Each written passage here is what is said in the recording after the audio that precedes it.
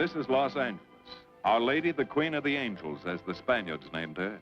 The fastest growing city in the nation. It's been called a bunch of suburbs in search of a city. And it's been called the glamour capital of the world. A mecca for tourists. A stopover for transients. A target for gangsters.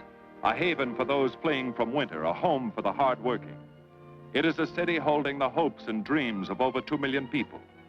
It sprawls out horizontally over 452 square miles of valleys and upland, of foothills and beaches. Because of that vast area, and because of a population made up of people from every state in the Union, Los Angeles is the largest police beat in the country, and one of the toughest. We're going to take you into the city hall where police headquarters are located. Here in communications are the ears and voice of the police. The lights on the complaint board flash 24 hours a day. Citizens reporting a prowler, a lost child, a man molesting a woman, an auto accident, a wild party. Spend an hour or two here and you will think the whole city has gone berserk. Minute by minute, the orders go out to the radio cars in the far-flung divisions. Watts and Wilshire and West Los Angeles. Hollywood and Hollenbeck Heights in North Hollywood. The work of the police, like that of woman, is never done. This is the case history of a killer, taken from the files of the Detective Division. The facts are told here as they happen. The story properly starts here in Hollywood Division headquarters at 1 o'clock of a June morning last year. Officer Robert Rawlins had finished his tour of duty and signed out. It had been a tough day. He'd be glad to get home. His wife would be waiting up for him as she always did.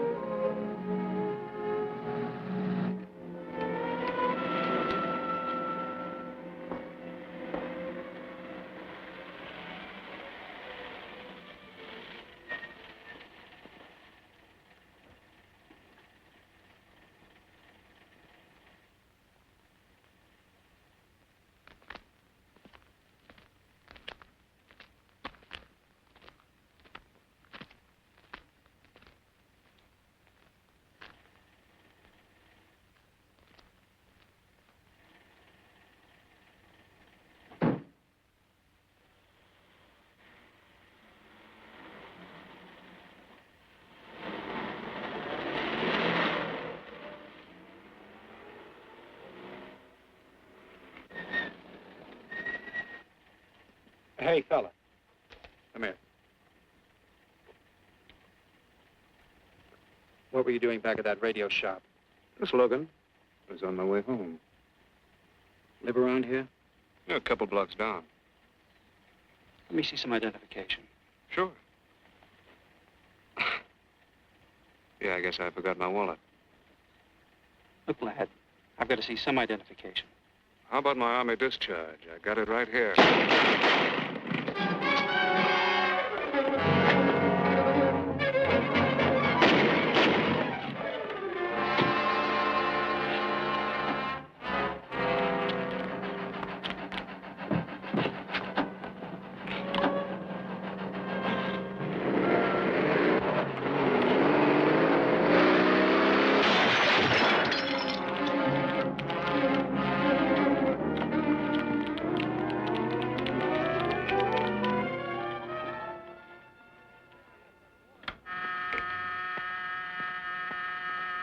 Police Department, Operator 27. I want to report the shooting of a policeman. Hold on, please. Give me that again, please. I'm calling to report the shooting of a policeman. What's the address? 5057 State Street, just west of Santa Monica. Just a minute. Receiving hospital. Operator 2. Operator 27, 5057 State Street, 5057 State Street. An officer has been shot. Send an ambulance. All units in the vicinity of State Street and Santa Monica Boulevard. Proceed at once to 5057 State Street, 5057 State Street. An officer shot. Code 3.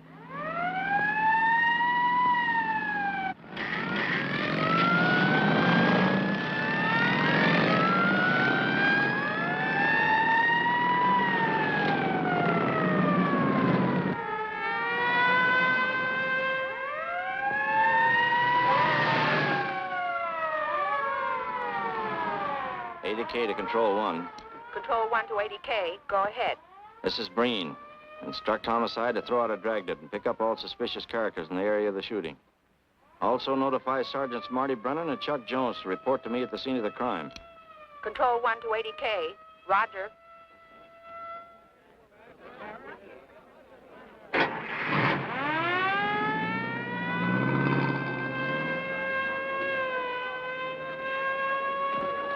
I see. Well, what have you got so far? Well, not much, Captain Breen. A couple of cartridge cases. Oh, Marty, Chuck. Hi, Cap. Eyewitnesses? Who was first on the scene, reported it? I was. I live here. I'm a light sleeper, but my hearing is good. And my Did cat... the officer say anything before he collapsed? Yeah, he gave All a description of the fella. On the shooting of the officer. Suspect is a white male American. Age 26 or 7. 5 feet 10 or 11. 155 to 165 pounds. Brown hair. Regular features. Pencil mustache. Repeat broadcast. All units. Is that about it? Yes, sir, exactly. And the officer kept saying, he looked like such a nice kid. He looked like such a nice kid. As if he couldn't believe what had happened to him. I see. Is that all? Yeah. Thank you very much. Yeah, well, anything else I can do, I'd be glad to help you. We may call you. Get his name and address, will you, Bob?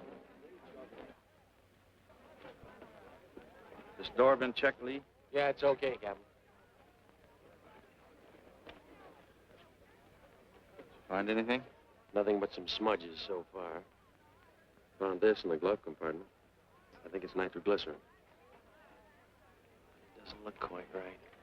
Well, check it down at the lab. Right.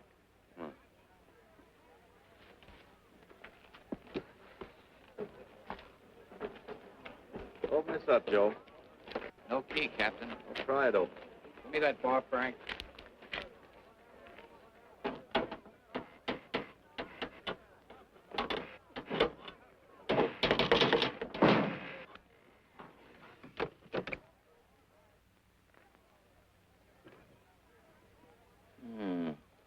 Regular arsenal.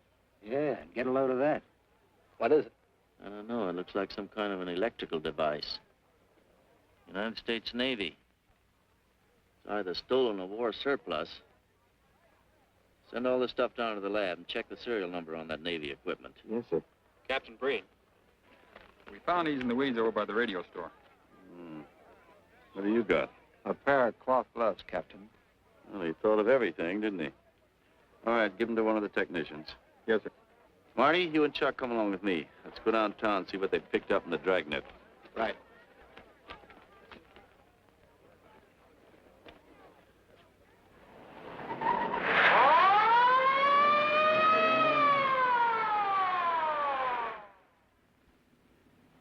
You know him, Marty? Yeah. I know his wife, too. Ever since high school. Captain, I wish you'd let Chuck and me handle this case. All right. I don't want any dead heroes. I just want the man who shot Rollins. The suspects began to arrive at headquarters in droves. The police tossed every motel and hotel and many private homes in a 4-square-mile area around the scene of the shooting. Every available radio car and patrolman and detective was out on the Dragnet. The strings were being drawn tighter and tighter. Many a man returning from a date or a late party or a poker game surprisingly found himself in a squad car, its siren screaming as it brought him to the detective bureau. The Dragnet gathered in some strange fish, and many ordinary ones. All the rest of that night, the detectives probed, needled, questioned, quizzed. Everything was checked. Fingerprints, names, addresses, stories. Every fish in the net was examined. Most of them thrown back into the sea, not worth keeping. Except a few parole violators and slightly shady characters whose stories needed a lot of verifying. I wasn't prowling no cards. Just taking a walk, you know, getting in condition. You were running when the radio car picked you up. Yeah? Maybe that's why the guys call me Punchy. He's got a point there. 2 felony convictions, no warrant, no warrant. He's on parole. Book him, violation of parole. Let's have the next one, Joe. What were you doing in that vacant lot? The vacant lot. Lot? What were you doing in it at that time of night? Niệm của mình cũng cho lo ngồi ấy xì hữu nội là ngồi ấy 30 cái nền bị luật với lại của ngồi sinh thành nghĩa ngồi thành ca giờ ngồi từ lừa đầu ra sang gì. You say your name is Ralph Henderson. So what? Well, you know, it's a funny thing, Ralph. There's a guy around this town that's been wearing your fingerprints. Only his name is Pete Hannon. Okay. So I'm dead. So what's one more confession in my life? Now you're talking, Hammond. Okay, Andy. Hello, Harry. What have we got here?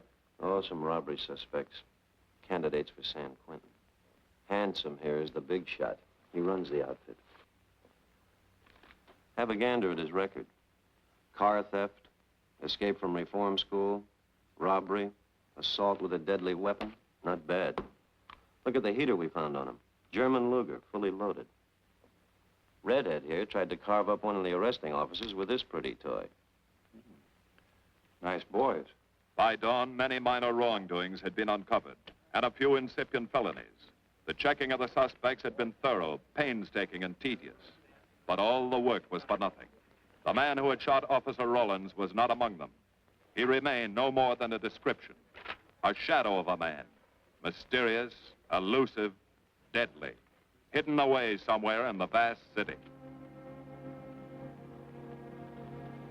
As for Rollins himself, he couldn't help. He was in a coma at receiving hospital. Mrs. Rollins waited out the long, tense hours while her husband fought to live. Many another officer's wife had so waited. Many another will. The word came shortly after sunup.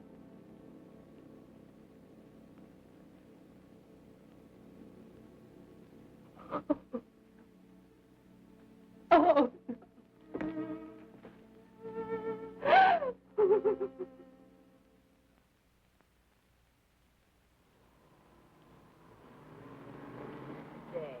A white male American, 26 or 7, 5 feet 10 or 11, 155 to 165 pounds, brown hair, regular features, pencil mustache.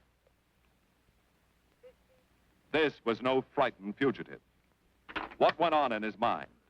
Why had he set his hand against his fellow men, taken the life of another, of a stranger, of a man who was merely doing his duty? He must have some plan, some goal that called for sudden death to anyone who got in his way.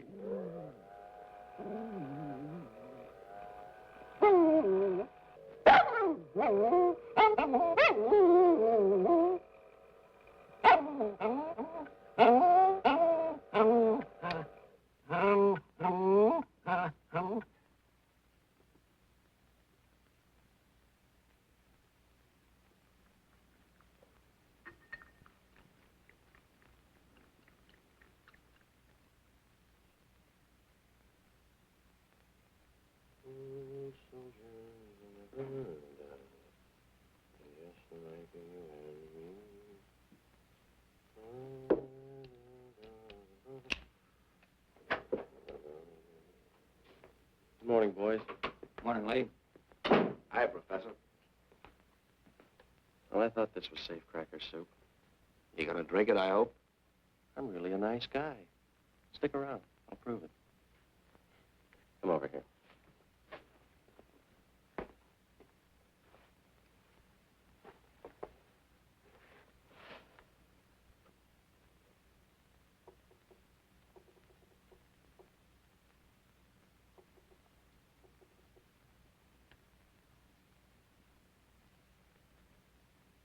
Hold this for me, will you, Chuck?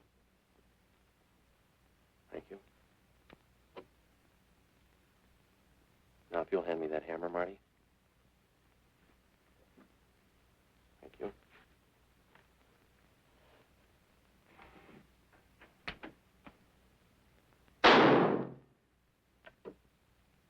Yeah. Nitroglycerin. I didn't ask for a collection of fingers, just fingerprints. All those nice fingerprints on the car belong to the man it was stolen from, Cap. Nothing on the guns or picklocks? Not even an interesting smudge. The gloves? Common type, worn by undertakers. I'll check on them. They won't show anything. What did your scientific test show? A couple of little things. Tool identification on these picklocks. I got one under the scope. You want to take a look? Yeah.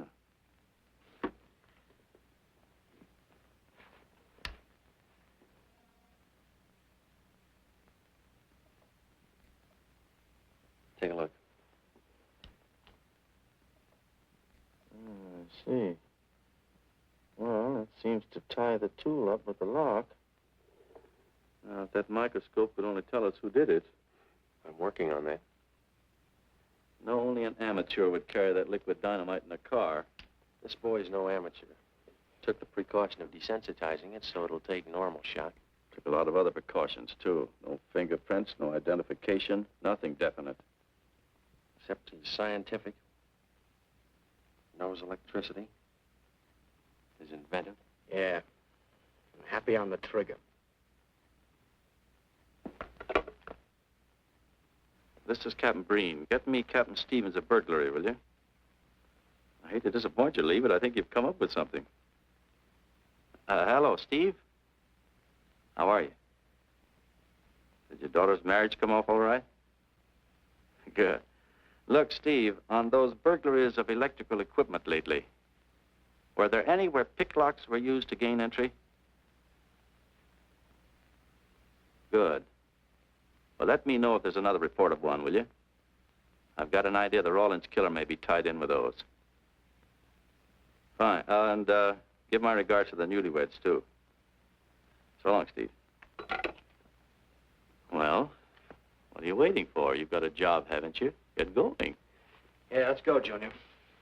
Hold this for me, will you, Lee? Thanks. And so, with no fingerprints and only a vague description to go by, Sergeant Brennan turned to the modus operandi file. A criminal, like any human being, has his own habit patterns, unconscious traits that can lead to his downfall.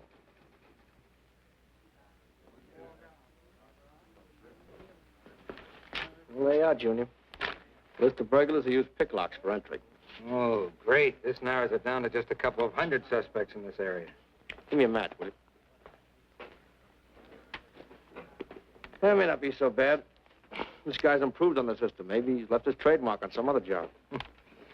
Well, here we go, legging it all over town, asking a million questions. What you paid for, isn't it? Am I paid to associate with you, too, Junior? You could do worse. Not this year. Come on.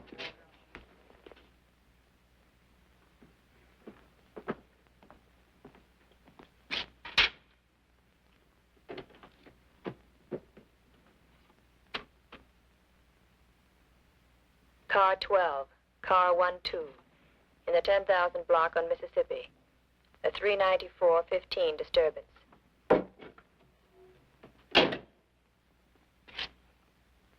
Car 80K, code 1.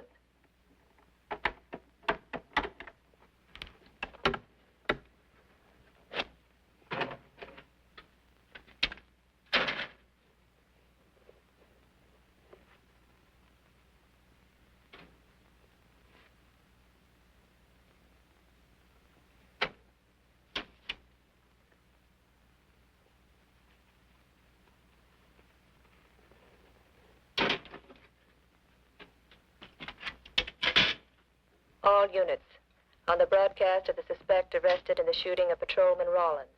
Cancel the cancellation. Suspect released from custody.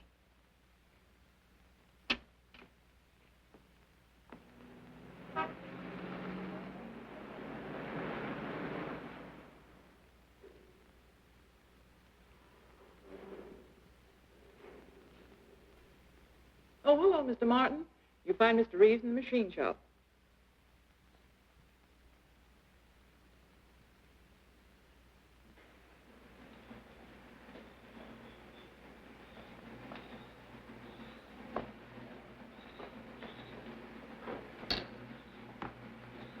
Hello, Roy. Glad to see you.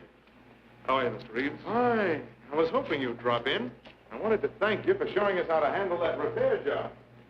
Helped a lot.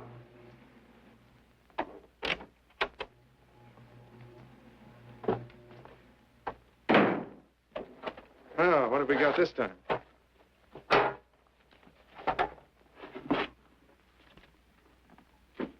Silograph.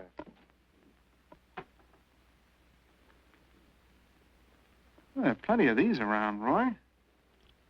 Not like this one. Yes, I see. I suppose, as usual, you've added your own improvements. You know, it seems wrong that a man of your talents should bother consigning equipment for rental. I'd like to see you devote yourself entirely to experimental electronics. It'll come one day. I'll have a place like this. Well, why wait? I've got a pretty good setup here.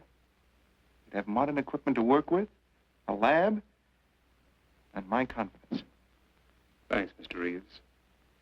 I have other plans. But, Roy, you can't tell where it'll lead. Might even work your way around to a percentage of the business. I like it this way. You just rent out my equipment. All right, Roy. All right. But if you should change your mind...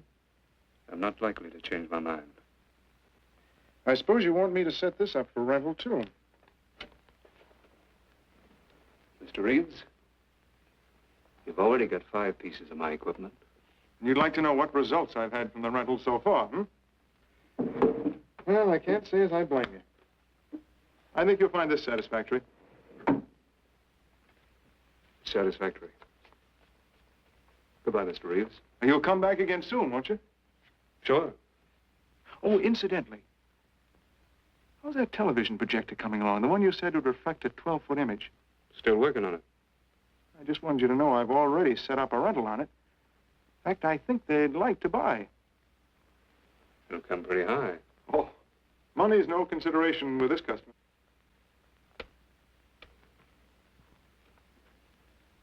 Tell him he can pick it up tomorrow. I thought you said it wasn't finished yet. It'll be finished.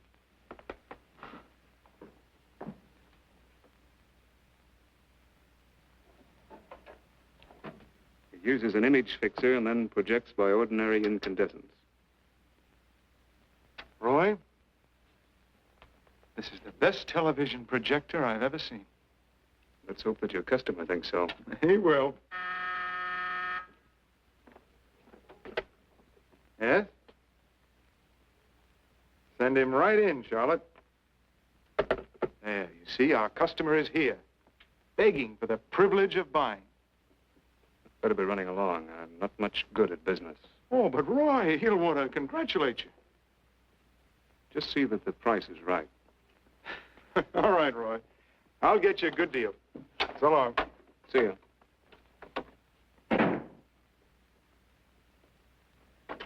Well, Mr. Dunning, come in. Isn't it a beauty?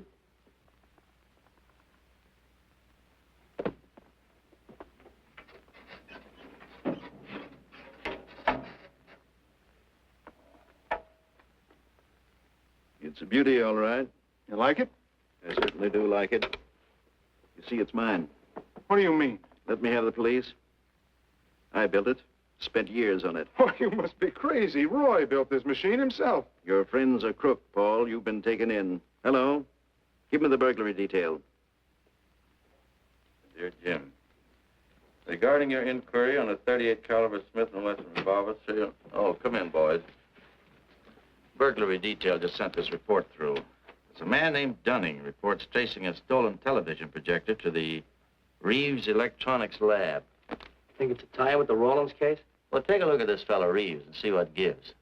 I'll notify burglary we're following up on it. Right. Come on, Junior. What else did he place with you for rental? Oh, a number of things. All war surplus that he bought on his veterans rating. Oh, is this more of his equipment? Yes. Yes, he left it here on consignment. I'm sure that Roy can explain everything. Well, maybe he can, Mr. Reeves, if you'll tell us where he lives. But I don't know. Mr. Martin's on the phone, sir. I'd better talk to him. I think so, Mr. Reeves. I'll take it in the superintendent's office.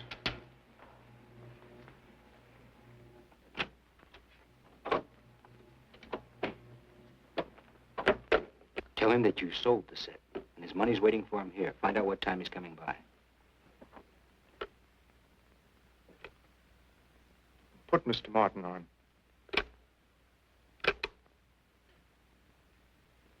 Hello, Roy? Yes, I've sold it. Your money is waiting here for you. Yes, I'll be working late tonight. What time will you be by? First thing in the morning. Well, maybe you better come in tonight, Roy. A couple of things I want cleared up. Like what?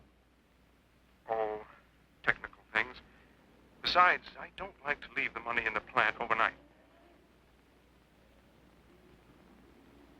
How about 8:30? Fine. I'll see you then. I'll leave the front door unlocked.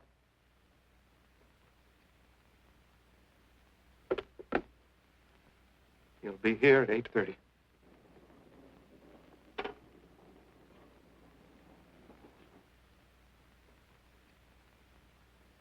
Well, I'll just run along home and get some dinner. We'd like you to stay too, Mr. Reeves. Why? For company.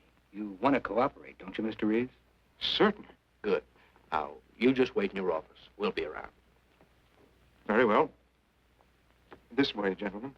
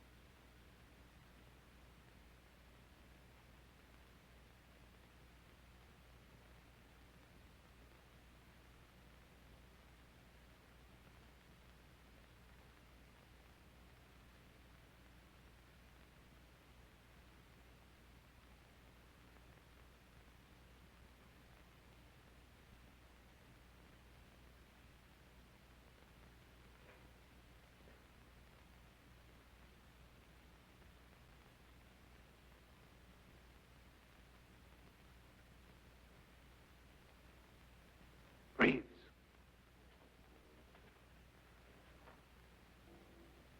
that you, Roy?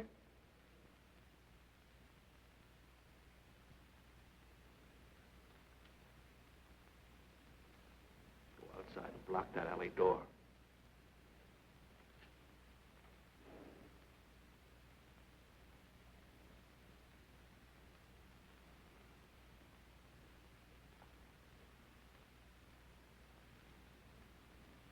Where are you, Roy?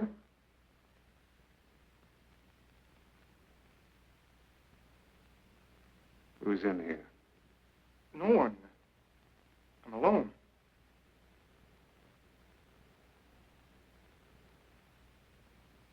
Come on in. I've got your money for you.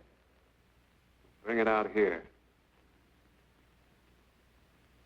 All right. Just a minute.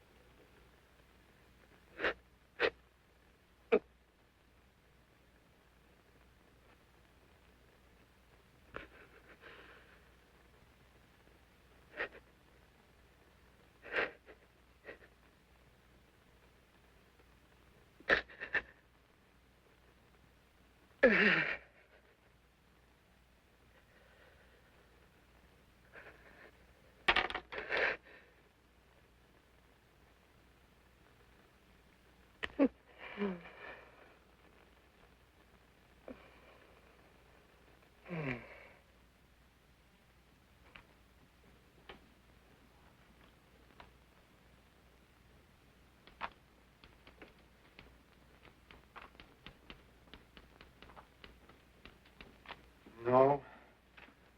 None of them even looks like Roy Martin. He had such a fine face. Didn't keep him from carrying a gun. Or didn't you know that? No, I didn't. I told you all I know, all he ever told me. What about his friends? Didn't he have a girl? No, I don't think so. He had no interest in anything but electronics. Where'd he pick up the subject? Books, magazines. Mostly from the Signal Corps. He was attached to a radar unit. Get a teletype off to the War Department. That might help. Yes? Ready on your call to receiving hospital, Captain Breen. Hello, this is Captain Breen. What is the latest report on Sergeant Jones?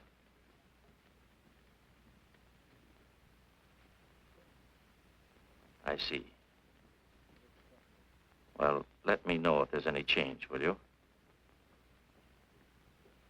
Thanks. Chuck's in pretty bad shape, Marty. He's paralyzed. May never walk again.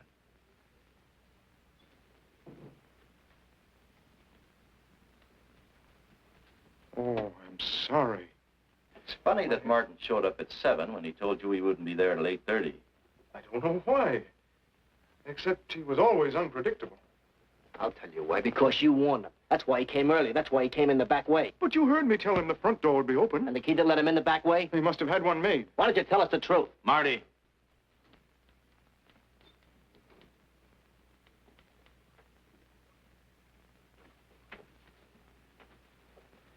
Now, look, Paul. You can make it a lot easier for us to believe your story if you'll just give us some facts. Something that might help us. I told you all I know. I've been gullible, all right, letting him make a fool of me. But I'd do anything to make up for what he did to Detective Jones. Sure you would. You can go now. Oh, thanks. Thanks. My friends, they can vouch for my character. That's good. We'll call you if we need you. Thank you very much. I think he's telling the truth, Marty. I think he's just gullible, like he said. What about the stolen stuff he was trying to peddle for Martin? We'll use it for bait. Maybe Martin will come back for it. Then we can ask him. Here. Nevertheless, I want a 24-hour tail put on Reeves, and I want a watch on his home and his factory. Right. You can keep those. Okay, Captain.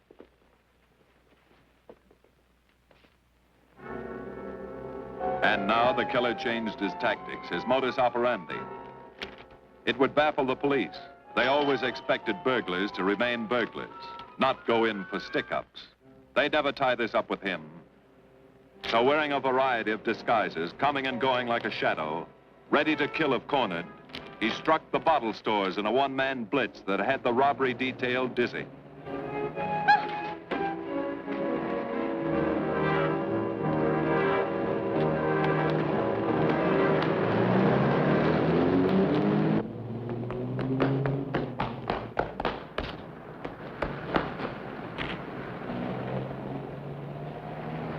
The killer, always resourceful, always thinking along lines that would baffle his hunters, had discovered an ideal avenue of escape. Under Los Angeles is a vast and intricate system of huge storm drains built to siphon off the flash floods of the rainy season. Many of the tunnels are large enough for 2 cars to drive abreast. Here were 700 miles of hidden highways, ideal for the use of someone who needed to hurry from place to place without being seen. Ideal as a hiding place for guns and supplies in case of emergency. What is it, Lee? Well, the reason I ask you to come over is I think I've hit on something. An identification? No, not quite, but a tie-up. Now, These are the shells from the gun that killed Rawlins. These were fired in the liquor store holdup in which the bandit got away. And these were fired at Chuck. Now, as you know, every ejector, even in guns of the same model and caliber, is different. Each one leaves its own markings on the cartridge casing. Now, look at these fine striations. This deep gouge. The same on all three.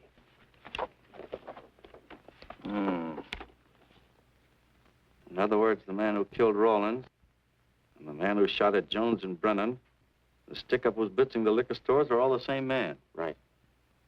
All we need to know is what that man looks like. Get me Chandler in robbery, will you? I've got an idea about that. Also, it'll give us a chance to see if Reeves is on the level with us. Steve, Breen, about those blitz holdups you're on. Round up all the victims and have them down here tonight, will you?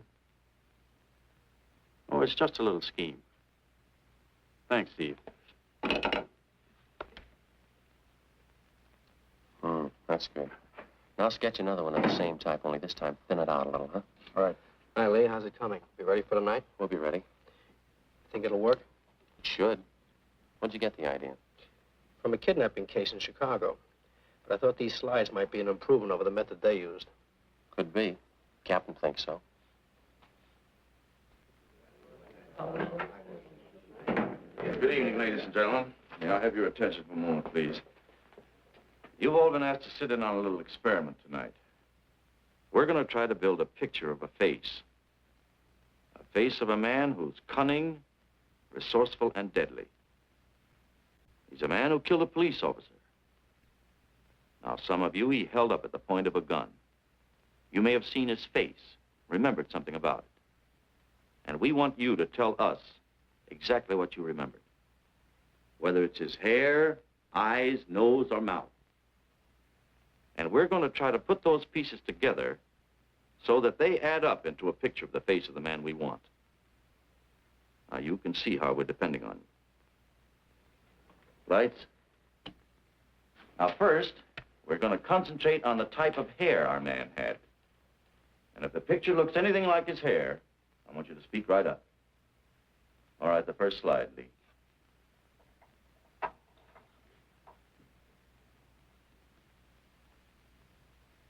His hair had waves in it, well-groomed. That's the idea, Miss Smith.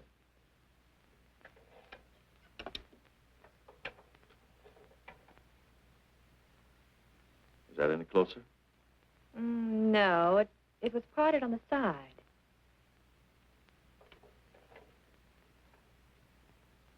Oh, that's more like it, except it was thicker.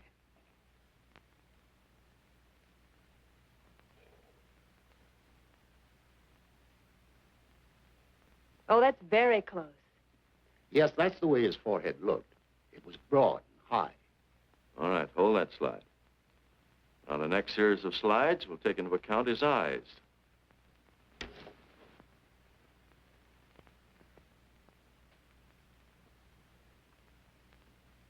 Oh, 1 minute, please. Wait, 1 minute. His eyes were a little like that. Maybe a little smaller, like beads. Go on, Lee.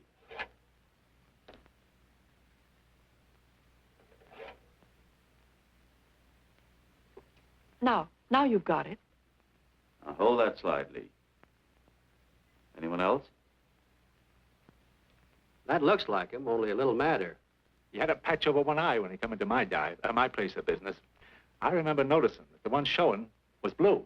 Well, the guy that stuck me up had on horn-rimmed glasses. He was wearing a Band-Aid across his nose when he knocked me over. Uh-huh. All right, hold that, Lee.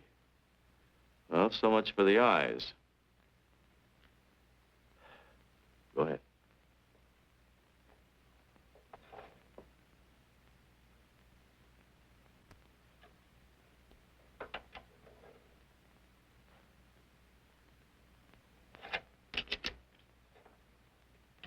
Señor Capitán. Yes, Miss Montalvo? Ay, ¿cómo se dice en inglés? A sus órdenes, señorita. Ah, qué bien. En este bandido, la nariz fue chata, como aquella, pero un poco más chata y más ancha. Like that, Captain, but more snub, wider. Try another one, Lee. Como aquella, casi la misma. She says that's about it. Thank you very much, Miss Montalvo. Get Reeves.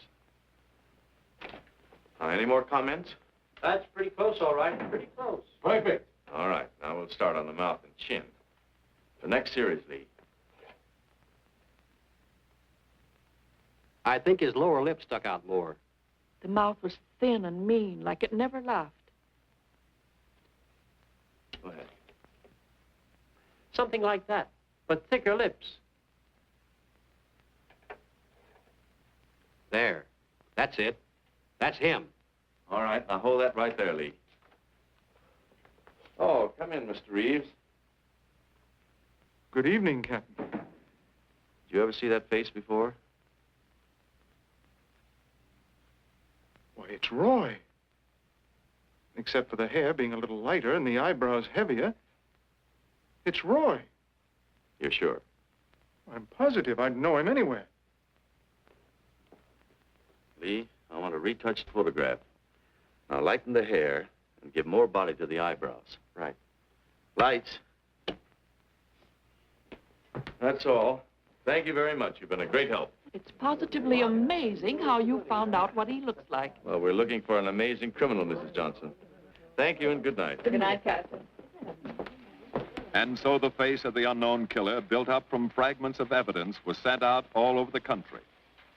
To chiefs of police, to sheriffs, to county constables and county jailers, to the wardens of prisons, to all postmasters and postal inspectors, to the agents of the Treasury Department, to the FBI. They showed that picture to the inmates of jails and prisons, to men with a wide acquaintance among the cat burglars and the violence boys. Informers and conmen and sharpshooters were quizzed, those on the fringe of crime and those deep in the rackets. Many wanted to help. Nobody could. No one in the underworld recognized that mysterious face. He was as unknown as if he had lived in the 16th century.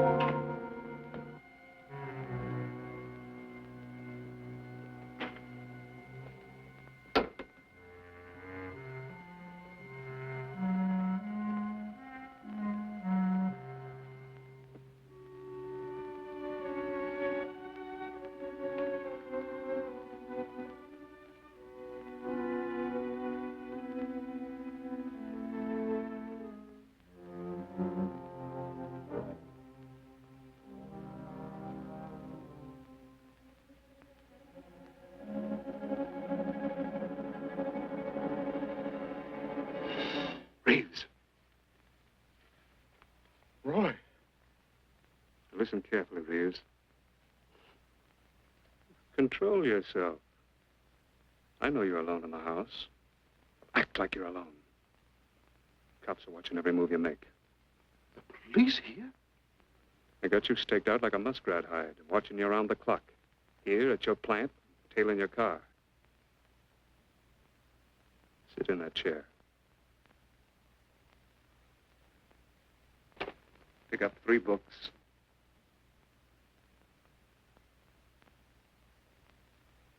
Don't look up and don't answer me. All right. But glance at the books.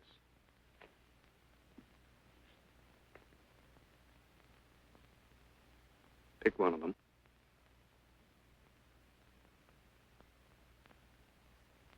Okay. Now, that's the book you want to read before you go to bed. Now, get up and turn off the lamp.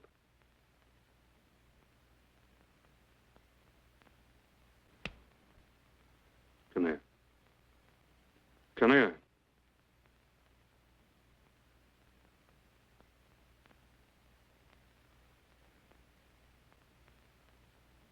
Go in the den.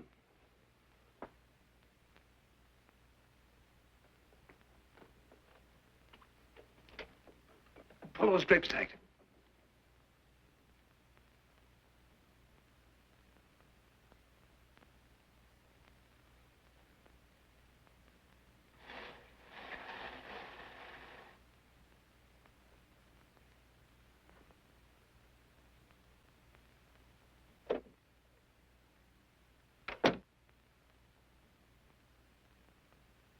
Now get away from him.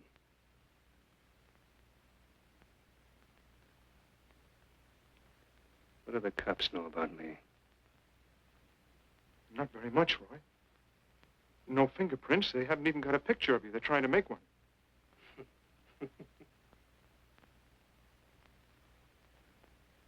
How much cash you got in the house? None. I never keep any cash in the house. It isn't good business.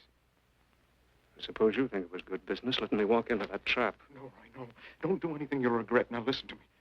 It isn't too late. Give yourself up. Come to your senses before you kill someone else.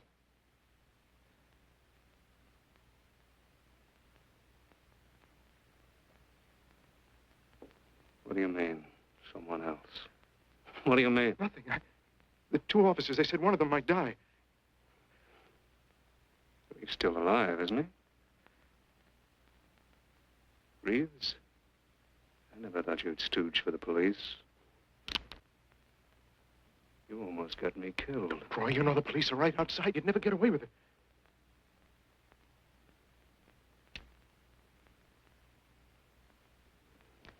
That's right. Now you're being sensible.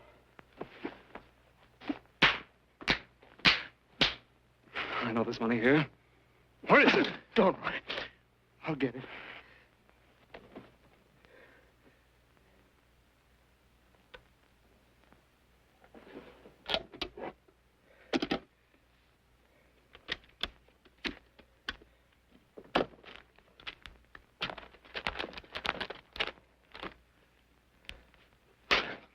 It's not enough. Stuff you've got in mind is worth thousands. I'll get more. Get it. Keep it handy. I'll be back next week, next month. But get it and have it ready. Just give me time.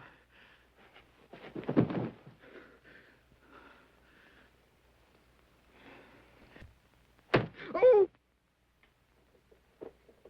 Look, I don't want policemen outside my house following me around. That's what made Roy suspicious. I'm leaving in the morning. I'm afraid I'll have to disappoint you, Paul. Unfortunately, you're our bait. I won't do it. I've done enough. Look, no one's done enough until we find this killer. I asked you to keep a sharp lookout on this house, Marty. I did. Two of the best undercover men in the department were assigned here. That didn't keep Martin from getting in. What's the matter? You tired?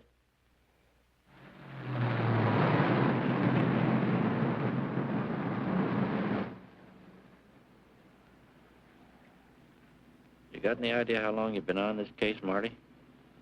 Months. Long enough to have come up with something by this time. You know any more about the Rawlins killer than you knew the first week? Yeah. And he's about the toughest nut I've ever had to crack. That's what I told the chief when he called me in this afternoon and wanted to know why the case hadn't been broken. Look, Captain. Rawlins was a friend of mine. So's Chuck. I've got a bigger stake in this than the chief knows. I'm doing everything I can. Oh, I'm afraid it's not enough, Marty. Maybe you're too close to it to see it clearly. Maybe it needs a fresh team, a new viewpoint. I think you better take a couple of weeks off, Marty. Starting tomorrow. Anything you say, Captain.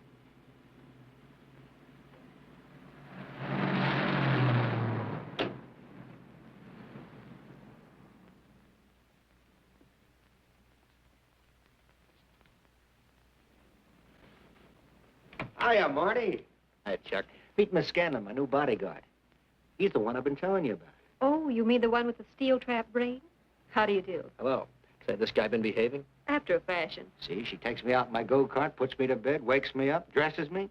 You're perfectly capable of dressing yourself now, Mr. Jones. I'll be back in a few minutes. Well, how's it been going, Junior? Oh, pretty good, Chuck, pretty good.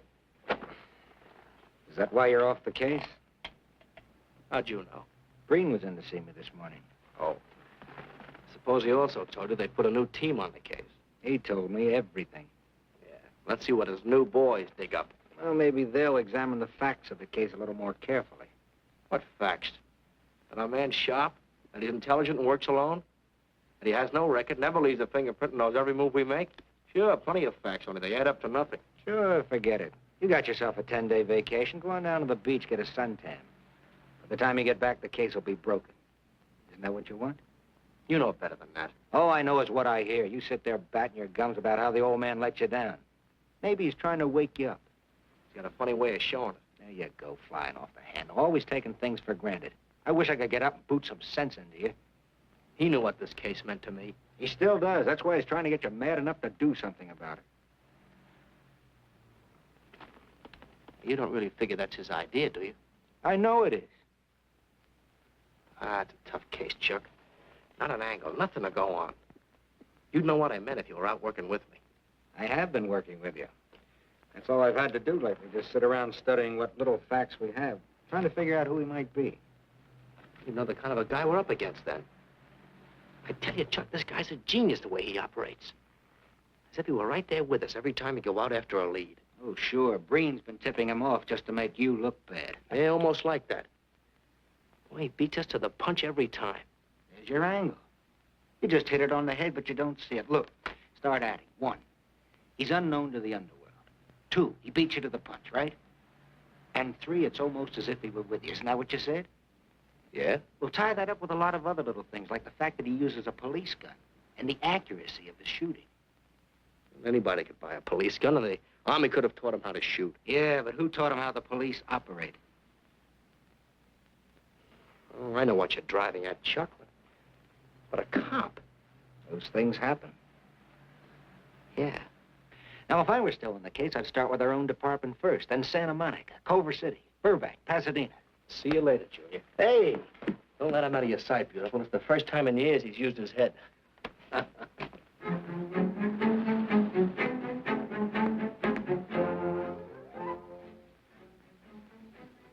But you get a print of every mug we take. We always send L.A. a copy, Sergeant. It's personnel photos I want. You mean of our boys?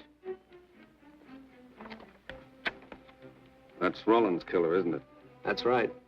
You've checked your own department. We did that first.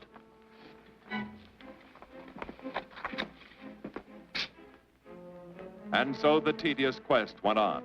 Sergeant Brennan wore out his shoes and his patience, going from police station to police station, checking photos until his eyes were blurry. For police work is not all glamour and excitement and glory. There are days and days of routine, of tedious probing, of tireless searching, fruitless days, days when nothing goes right, when it seems as if no one could ever think his way through the maze of baffling trails a criminal leaves.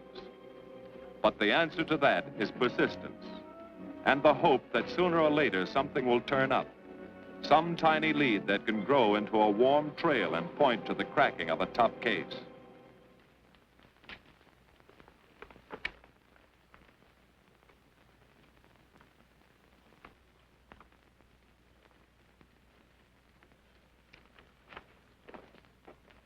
Well, that does it, boys.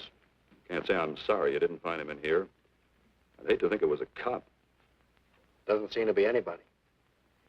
Just a lot of pieces of a face that never existed. Do you mind if I see that again? Sure, frame it. Put it on your dresser. Wait a minute. He wasn't a cop. He was a radio technician right here in our dispatch office.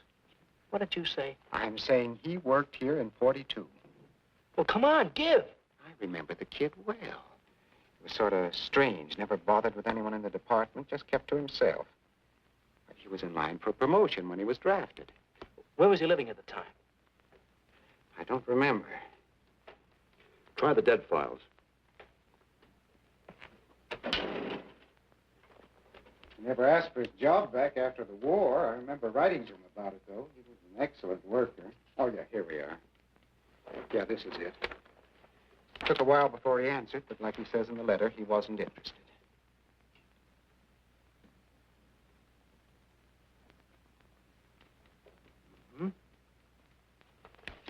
Postmarked Hollywood. No return address. What do you want us to do? All the work? Oh, thanks a lot, Freddie. Remember, he was a civilian employee.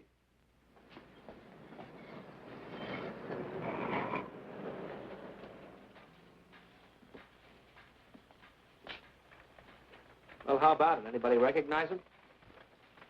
Not on my route. I never saw him before. Yeah, okay, fellas, thanks very much. I thought for a minute... No. And yet that face. I wonder. Yeah? Well, this may not mean anything, but he looks like a guy that's on my route. He never gets any mail, but I see him around here all the time. He lives in one of the courts. Where? Come on, I'll show you. It's not that easy. What time does your route take you past those courts? About 9 o'clock. Why? Just thinking.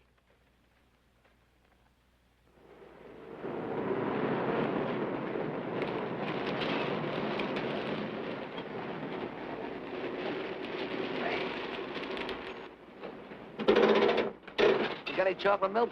Sure have, buddy. Yeah. Thanks. Which apartment? Straight on back. Second in the yell. Number 7. Right. Kind of warm today, huh? Oh, it's not too bad for this time of the year.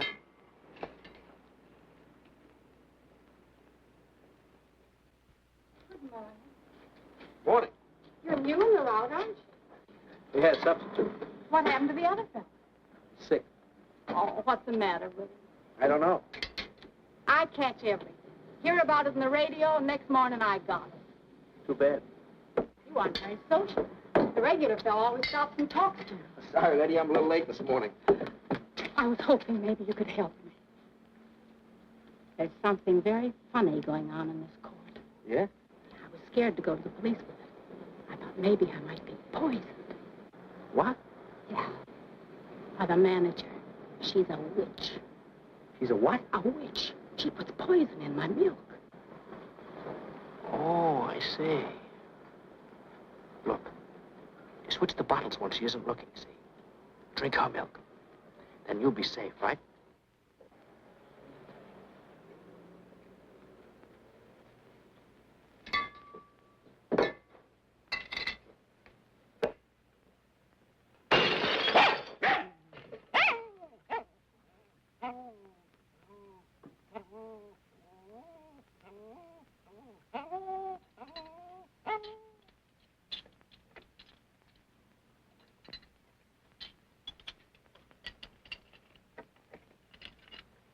Why, I had a little accident.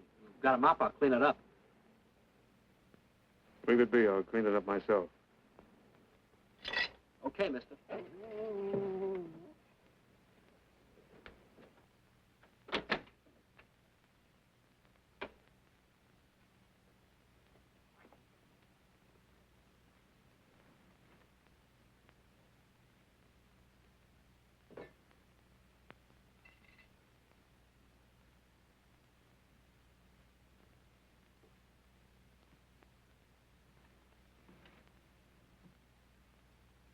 The place is called Bellevue Court. I drew this from memory, but it's pretty close. That's where he's hiding out, right there. You sure he's our man, Marty? Captain, I couldn't go wrong on that face. He's our man.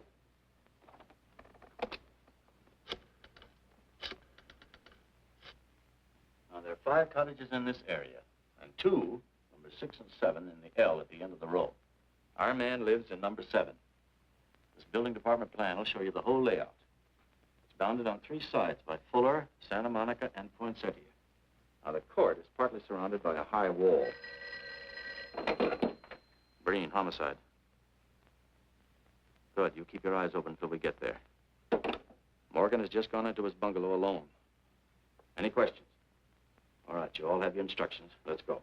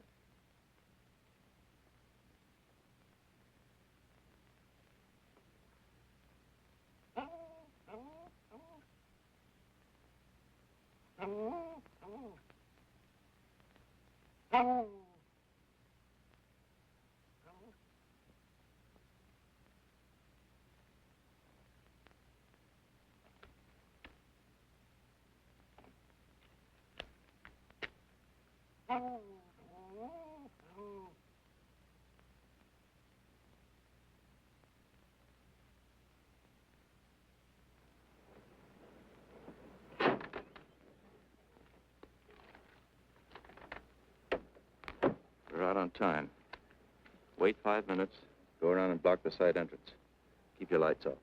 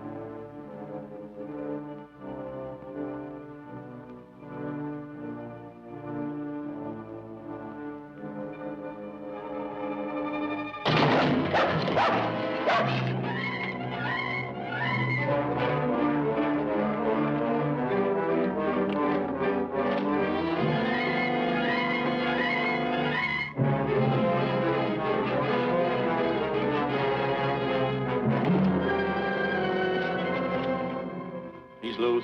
I want a radio car in a hurry.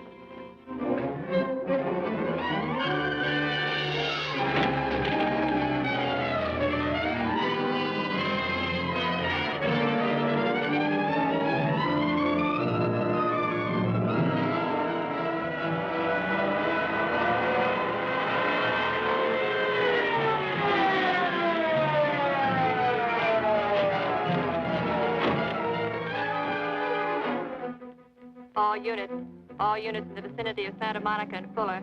The murder suspect in the Rollins killing is at large.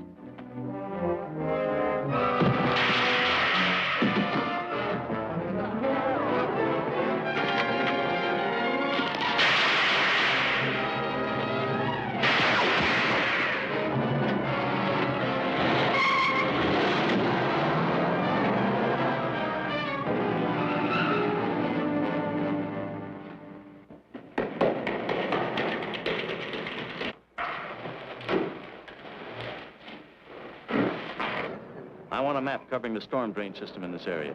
Get it and meet me at Venice and Garfield. Jones, Miller, you stay here in case he comes up for air.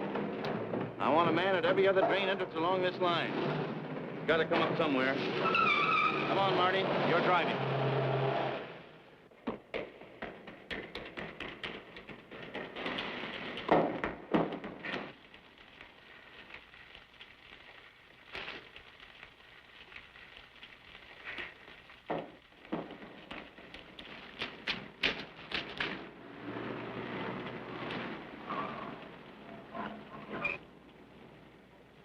Keep this drain covered.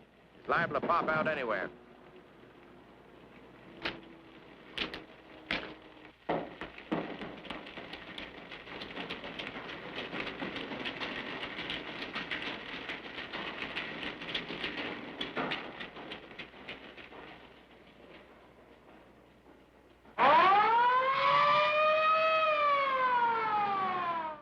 Why Venice and Garfield, Captain? It's the main intersection of the system. We can head him off that way. ADK to Control 1. Clear frequency 7. This is an emergency. Control 1 to all cars on frequency 7. Stand by. Control 1 to ADK. Go ahead. Notify homicide. Send the following to Venice and Garfield. 4 squads, battle lanterns, gas mask, tear gas. Urgent. This is a code 3. Control 1 to ADK. Roger.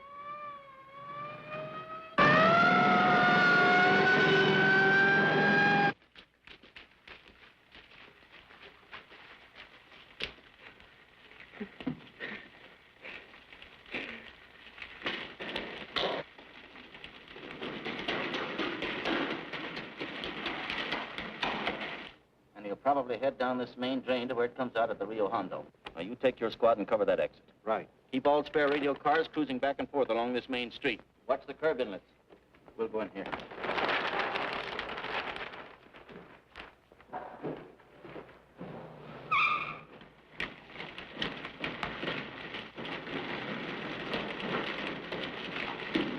Any sign of him?